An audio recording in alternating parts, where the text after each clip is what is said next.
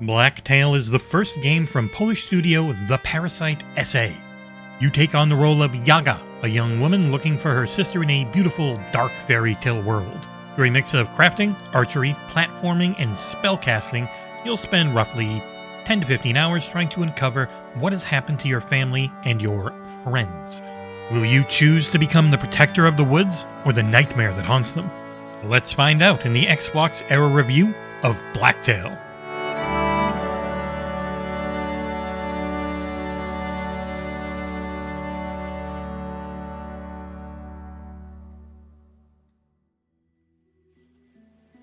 Yaga, the protagonist, is the heart of BLACKTAIL's story. With the backing of publisher Focus Entertainment, this is a dark, mature, and wonderfully told tale, where you will choose the path it takes through your actions.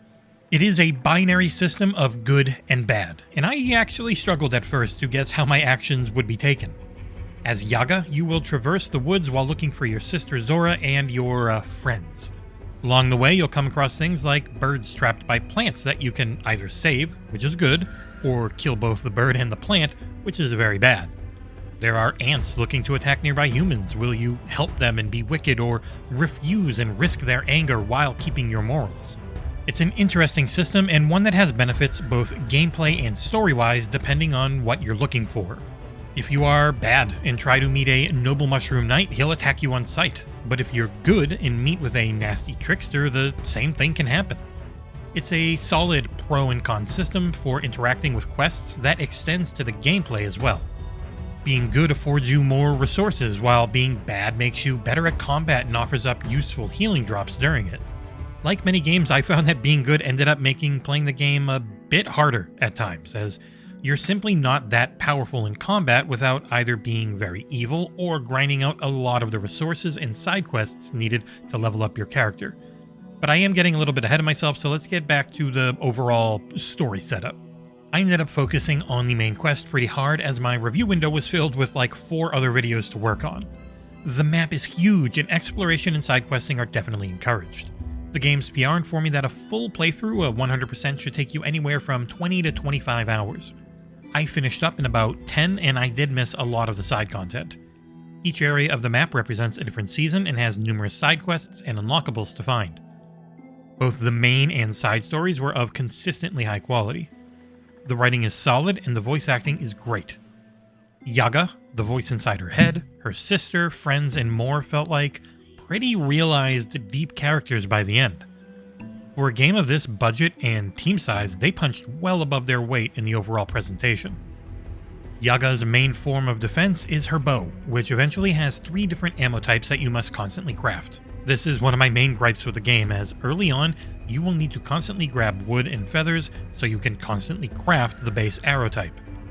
With some side questing and resource grinding, such as the weird eyeball spiders that turn into just their eye after death, you'll be able to hold more of everything at once, which helps. Combat itself felt okay on a Series X with a small amount of auto-aim. I did have to up my sensitivity a bit and lower my dead zones in the controller settings. Yaga is fast with her bow put away, which is done by holding B, and can jump like an Olympian with a press of the A button. X is used for grabbing resources and interacting with the world, and Y will put down your broom. Yaga is a witch after all, at least she's constantly called one by the townsfolk that hate her, and you can craft this distraction device that will madden enemies into attacking it instead of you. I constantly forgot to use it, and after dying multiple times and remembering it became key to being able to actually beat the game for me. Word of warning if you have an Elite Series 2, as this game uses your bumpers a lot. The left bumper brings up your crafting system, and the right bumper is an extremely important dash. That dash is your main survival and movement ability and operates on a very short cooldown. The triggers are used for aiming and shooting, like you'd assume. Overall, combat felt okay, but unless you make sure to upgrade it, can be infuriating at times if you're not doing an evil playthrough. Enemy attacks can feel cheap with how quickly they swing or leap at you from far distances. Pressing down on the D-pad puts you into a crouch, which I tried to use for more stealthy takedowns, but nothing big really ever dies in one hit, so it never worked. To upgrade your character, you'll need a ton of resources. To head back to the hut. Baba, the evil spirit of the forest hut, is one of the main areas and plot points of the game. Baba has been gone for a while. Dead or missing, you're not sure, but the hut is still there and it's slowly taking over the entire area with its roots. It becomes your home base of operations as you attempt to stop it if you're good or help it if you're bad. In its cauldron, you'll see the game's large upgrade tree, one I barely interacted with until a solid 5 hours into the game. The items needed to upgrade felt tied to side questing and exploration, and sadly I just didn't have as much time as would have liked to do so. It feels like an incredibly light survival game at first, but it's not bad. This is definitely a title that wants you to spend your time with it. Focusing on the main quest will leave you with most of the map unseen and only a few of the upgrades obtained. It is also stingy with achievements, not even giving one for completing the campaign. By the end of my 10 hours, I only had 2 out of 32 unlocked. But visually, BLACKTAIL is a striking game. Running on Unreal Engine 4, it is carried by a nice bit of future-proofing and an incredible art style. The graphical options here are fantastic to see and should guarantee improved performance through future console generations. You not only have a quality or performance mode, but you can set a frame rate target, including unlimited. Few games have had these extra future-proofing abilities, and I hope it becomes a trend as our consoles become ever more PC-like. The biggest thing people will talk about for this title are the graphics. It is a gorgeous title.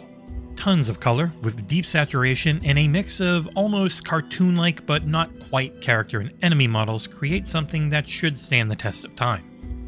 The skybox is one of my favorites in a video game, with its massive drawing-style stars, sun, and moon shapes. All 4 seasons being represented means you get a nice diversity in the play areas, and I didn't notice any issues with performance while playing through my capture card or directly to my VRR-enabled monitor. The music and voice acting all match the graphics, with only a few of the side characters feeling a little out of place. Most of the characters have pretty British accents, but a couple of Yaga's friends sounded American. It's not a big thing, but it did take me out of it a little bit for a story I always imagined being set in Eastern Europe. The narrator ended up being one of my favorite parts though, with his off-kilter and deadpan delivery. The soundtrack is awesome, and I wish I could have captured some of it for this video. Deep melodies and orchestral music are perfect for the setting and story. One last thing is that this game is only $30 at launch, and I think it's well worth that price tag. Wrapping it up, BLACKTAIL is a well-made, highly polished title that is easy to recommend. Make sure you have the time to properly level up and explore. This beautiful, haunting world is one I hope to come back to time and time again.